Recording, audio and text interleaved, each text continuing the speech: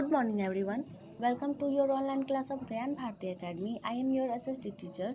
Today I will discuss democracy and equality जो कि आपका चैप्टर 7 है और चैप्टर 20 है और क्लास 7th है। प्रीवियस क्लास में हम लोगों ने डेमोक्रेसी के बारे में पढ़ा था, हिस्ट्री ऑफ डेमोक्रेसी के बारे में, फॉर्म्स ऑफ गवर्नमेंट के बारे में और लास्ट आपका जो टॉपिक था सिस्टम दैट रिप्रेजेंट डेमोक्रेसी। उससे आगे आज हम लोग क्लास को स्टार्ट करते हैं फ्रेंचाइज के बारे में। इससे पहले आप ये अगर इस चैनल को सब्सक्राइब नहीं किए तो इस चैनल को सब्सक्राइब कर ले ताकि नोटिफिकेशन आपके मोबाइल पर सबसे पहले पहुंच सके। तो चलिए क्लास को स्टार्ट करते हैं।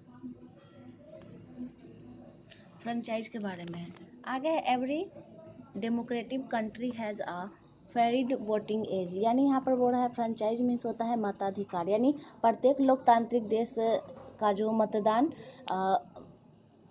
मतदान करने का युग है वो क्या है, चलता ही रहता है।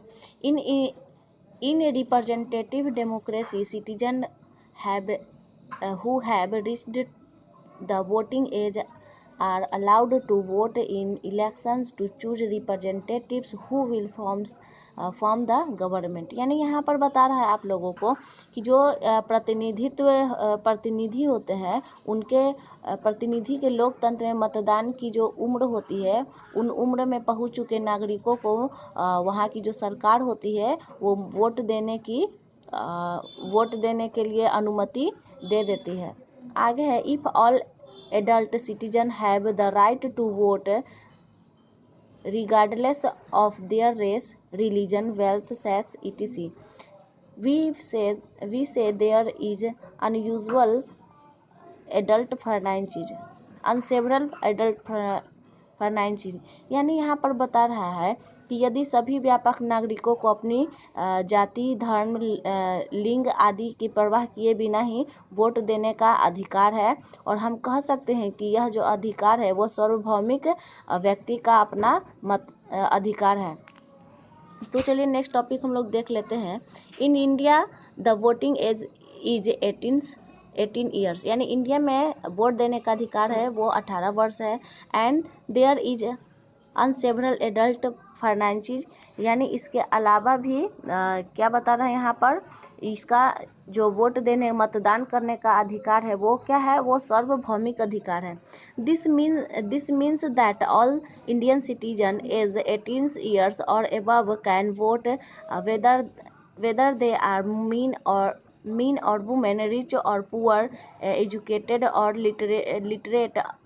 यानी यहाँ पर बता रहा है कि उनमें से अधिक उम्र वाले यानी जिनकी 18 वर्ष एज हो चुकी है या जो व्यक्ति 18 वर्ष का ज़्यादा उम्र के है, चाहे वो शिक्षक हो, चाहे शिक्षित हो, चाहे अशिक्षित हो, चाहे गरीब हो, चाहे अमीर हो, उन सभी को वे सभी मतदान कर सकते हैं।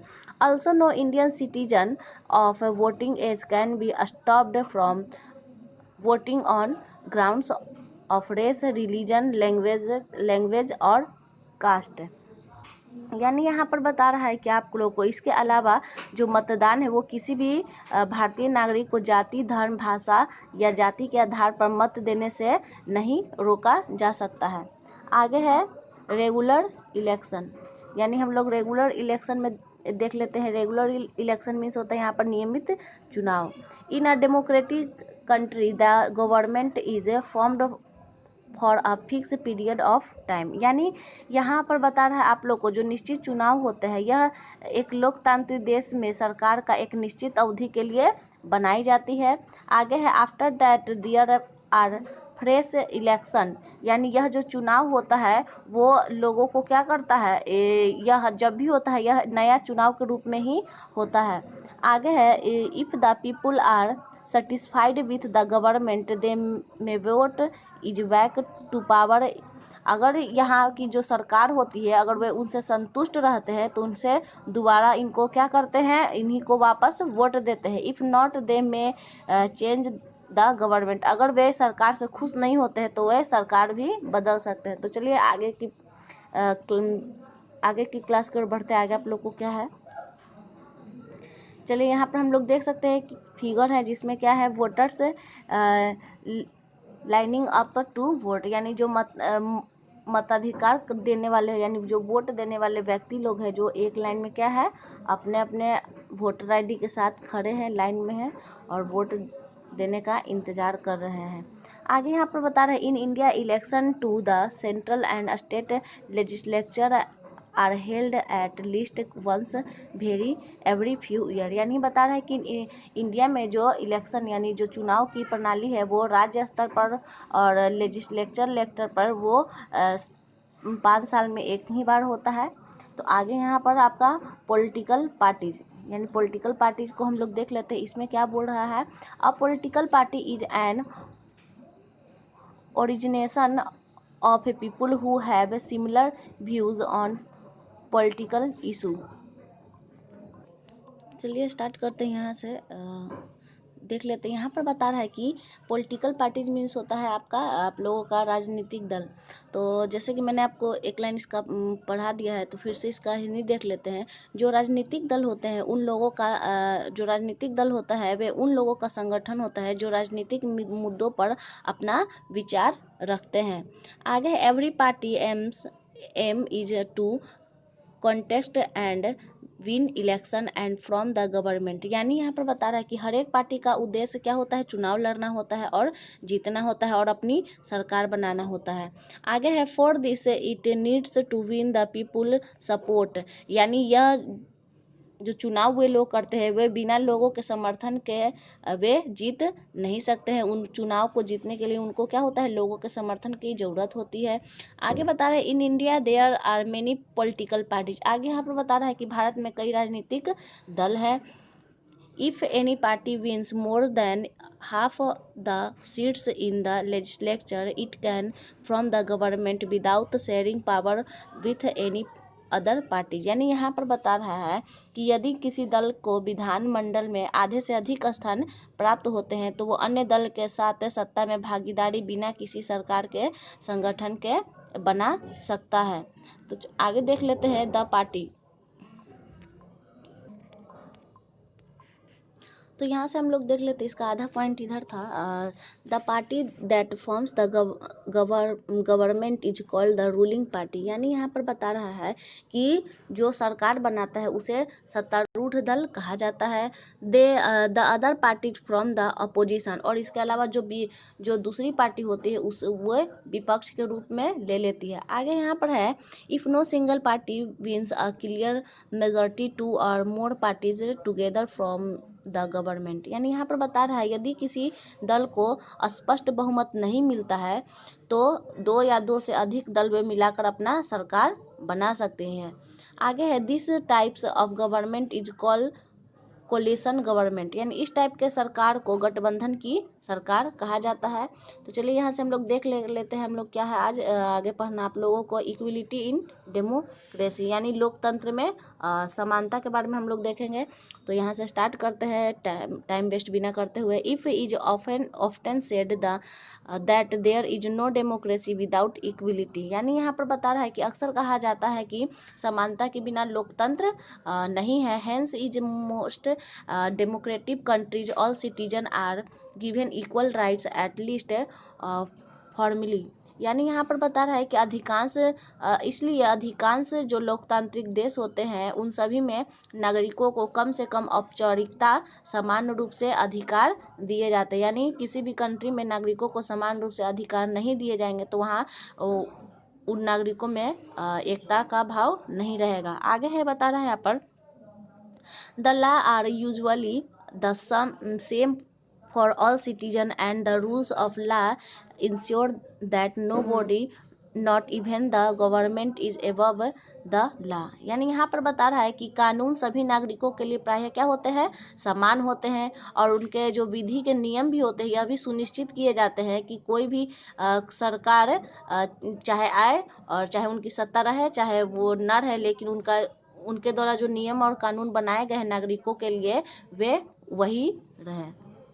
तो आगे देख लेते हैं यहाँ से हम लोग को है if many countries democracy includes giving equal opportunity to all citizens to get election, education, earn in living, use public facilities and so on. यानी यहाँ पर बता रहा है कि हम लोग देख सकते हैं भी हैं कि अनेक देशों में जो लोकतंत्र में सभी नागरिकों को शिक्षा प्राप्त करने, जीविका कमाने और सार्वजनिक सुविधाओं आदि के लिए समान अवसर देना शामिल है। आगे है, in this countries discrimination on the basis of race, religion, wealth, sex etc। यानी यहाँ पर बता रहा है कि इन देशों में जाति, धर्म, लिंग आदि के आधार पर भेदभाव को कम किया जाता है। आगे यहाँ पर the government often takes steps to reduce social and economic inequalities so all citizens can live with dignity. यानी यहाँ पर बता रहा है कि अक्सर सरकार क्या है, सामाजिक और आर्थिक असमानता को कम करने के लिए भी क्या है, कदम उठाते रहती है, तो सभी नागरिकों को जिससे समान अधिकार मिल सके। तो चलिए नेक्स्ट टॉपिक है जो आपका लास्ट टॉपिक रहेगा, उससे पहले आप ज्ञान भारती के चैनल को सब्सक्राइब कर लें जो फ्री ऑफ कॉस्ट है। यहाँ पर है आप लोग का इक्वलिटी एंड इंडियन डेमोक्रेसी। यानी अब हम लोग इक्वलिटी एंड इंडियन डेमोक्रेसी के बारे में पढ़ेंगे। तो चलिए स्टार्ट करने से पहले आप लोग खुद एक बार खुद इसको रिवाइज कर ले कि इसमें क्या आप लोग को बता रहा। तो यहाँ से हम लोग को स्टार्ट करना था क्लास, तो यहीं से हम लोग देख लेते हैं कि आप लोग पढ़ चुके होंगे। तो इससे आगे मैं बता दे रही हूँ कि यहाँ पर है इक्वलिटी एंड इंडियन डेमोक्रेसी, यानी समानता और भारतीय लोकतंत्र में लोकतांत्रिक पार्टी के बारे में हम लोग पढ़ेंगे। तो देख लेते हैं यहाँ पर, India is a democratic country, यानी इंडिया जो क्या है, एक लोकतांत्रिक पार्टी है यानी देश है। वी हैव अनसेवरल एडल्ट फ्रेंचाइज, यहाँ पर यह एक क्या है, सार्वभौमिक, यानी इंडिया में वी हैव अनसेवरल एडल्ट फ्रेंचाइज, यानी हमारे पास सार्वभौमिकता है वयस्क मताधिकार के लिए। आगे है, hence every adult citizen can vote no matter what his और her race, religion, languages, caste, wealth, sex और लेवल ऑफ एजुकेशन में भी। यानी यहाँ पर आप लोग को बता रहा है कि जो इसीलिए यहाँ पर बता रहा है कि जो प्रत्येक व्यक्ति नागरिक होते हैं, चाहे वो किसी भी जाति, धर्म, भाषा, संपत्ति या लिंग या शिक्षा के कितना भी क्यों न हो, उनको उनकी शिक्षा कितनी भी चाहे क्यों न हो, चाहे वो पढ़े लिखे हो, चाहे वो अशिक्षित हो, उनको मतदान वे कर सकते हैं। आगे है, more ever every person vote carries equal weight regardless of his और हर सोशल और इकोनॉमिक स्टेटस। यानी यहाँ पर आप लोग को बता रहा है, चाहे उसकी आर्थिक स्थिति कैसी भी हो, समाज में वो गरीब तबके को हो या अमीर हो, वो भी क्या कर सकते हैं, वोट दे सकते हैं।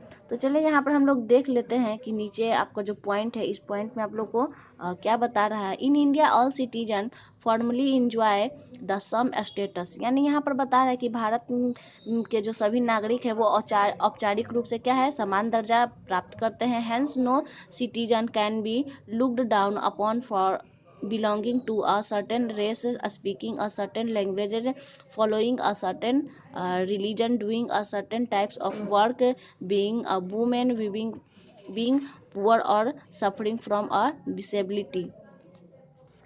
यहाँ पर आप लोग को बता रहा है कि इसीलिए किसी भी नागरिक को किसी खास जाति से वो संबंध होने से, किसी खास भाषा बोलने से, किसी धर्म का पालन करने से या एक प्रकार के कार्य करने, चाहे वो स्त्री हो, चाहे दरिद्र हो, चाहे अशक्त हो, चाहे पीड़ित हो, उसे हम लोग नीचा नहीं दिखा सकते हैं।